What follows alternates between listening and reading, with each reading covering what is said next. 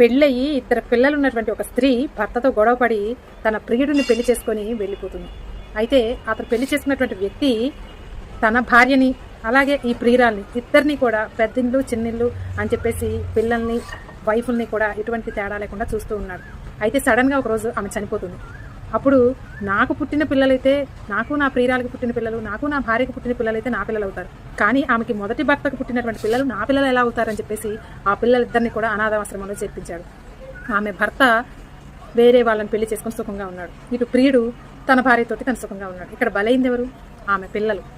ఇక్కడ తన సుఖ సంతోషాల కోసం పిల్లల్ని బలి చేసింది ఆమె.